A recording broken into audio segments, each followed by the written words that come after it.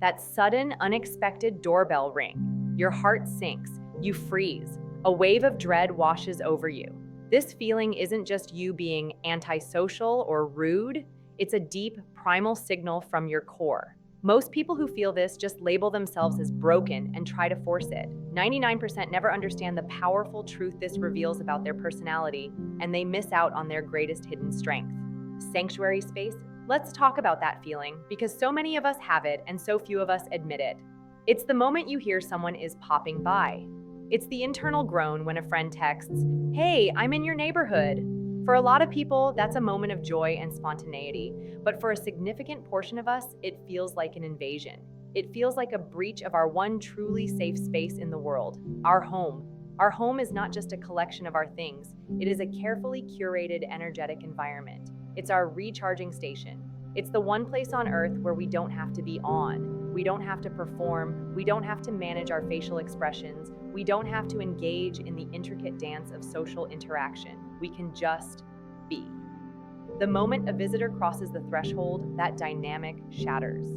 Suddenly, our sanctuary becomes a stage. The science behind this is fascinating, and it goes deep into our personality traits. For individuals who are more introverted or what researchers call highly sensitive, the home serves a critical neurological function. It's a place of low stimulation.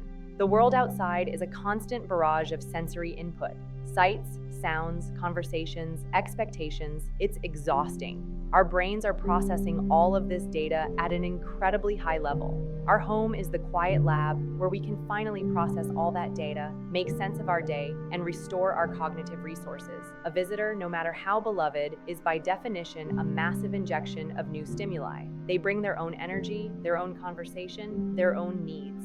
The quiet lab is suddenly a busy conference room, and our brain, which was desperately seeking rest, is forced to go back into high-performance mode. This isn't a character flaw.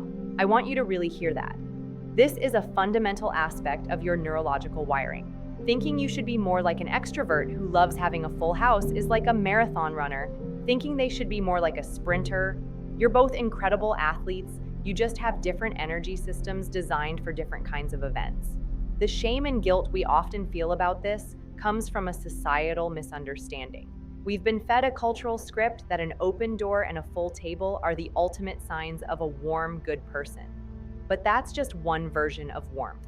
There is also the warmth of a deep, focused, one-on-one conversation. There is the warmth of a carefully written letter. There is the warmth of showing up for someone fully, in a space and time that allows you to be your best self. Your reluctance to have visitors isn't a rejection of people. It's a protection of the very energy you need to connect with them meaningfully. Energy budgets. I want to give you a new framework for thinking about this.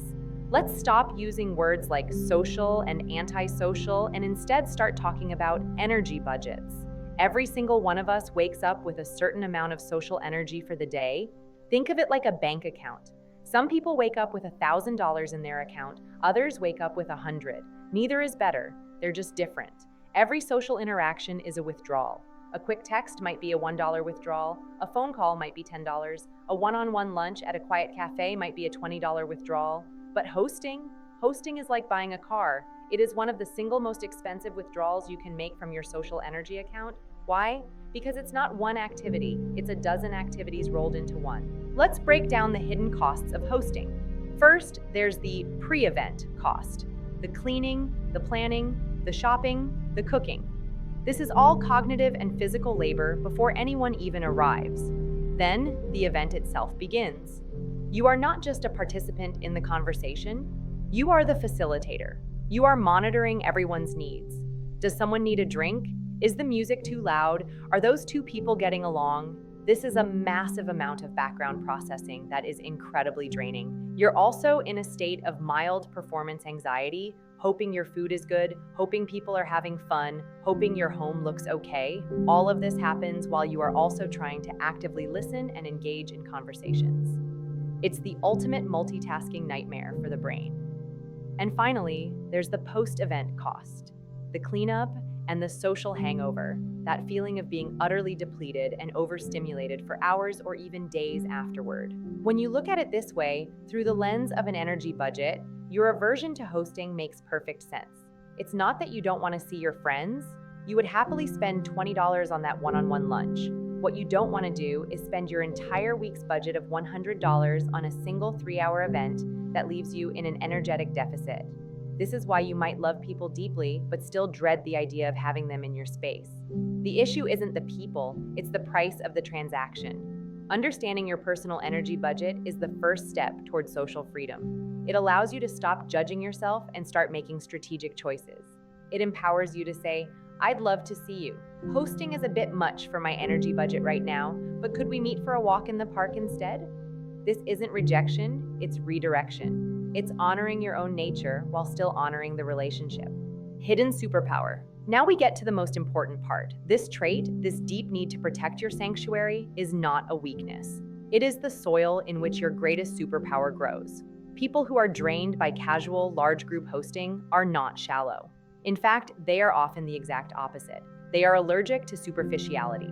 The small talk, the divided attention, the performative nature of a party, it all feels hollow. It feels like a waste of precious energy that could be spent on something real.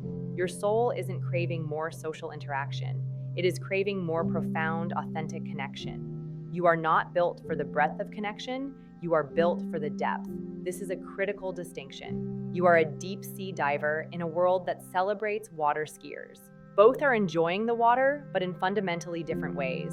Your aversion to having visitors is a sign that you are a curator, not a collector of relationships. A collector wants as many people around as possible. A curator is highly selective. They are looking for the rare, the meaningful, the pieces that resonate on a soul-deep level. When you do choose to let someone into your inner world, whether that's your physical home or just your focused, undivided attention, you give them an incredible gift. You give them all of you, because you don't dilute your energy across 10 different conversations. The one conversation you are having is rich, present, and powerful. People feel this. They leave an interaction with you feeling truly seen and heard, because you have the capacity to listen on a level that is impossible when you're also worrying about topping up the chip bowl. This is your superpower, the ability to create pockets of profound, unforgettable human connection. This trait also points to a high degree of self-awareness and integrity. You are someone who is deeply in tune with your own needs, and you are unwilling to pretend for the sake of social convention. This is a form of honesty. You would rather have no connection than a fake connection. This makes you an incredibly trustworthy and loyal friend. People know that when you show up, you are really showing up. They know your yes is a real yes because you are not afraid to say no when you need to. In a world that pressures us to be constantly available and endlessly agreeable, your ability to honor your own boundaries is a radical act. It says that you value your own well-being, and by extension, you have the capacity to value the well-being of others in a more genuine way. So the next time you feel that pang of guilt for not wanting a full house, reframe it. It is the quiet hum of a finely tuned instrument, one that is built not for the noise of the crowd, but for the beautiful, resonant music of a true connection. Your home is your monastery, your studio, your library. It is the sacred space where you connect with yourself, so that you have something true and real to offer the world when you step out of it. There is no shame in protecting that. It is not a sign that you are broken. It is a sign that you understand what you need to be whole. Honoring your nature is the greatest gift you can give to yourself and, ultimately, to everyone you choose to connect with, deeply and truly on your own terms. Do you feel the doorbell dread? Be honest, what's the hardest part about hosting for you?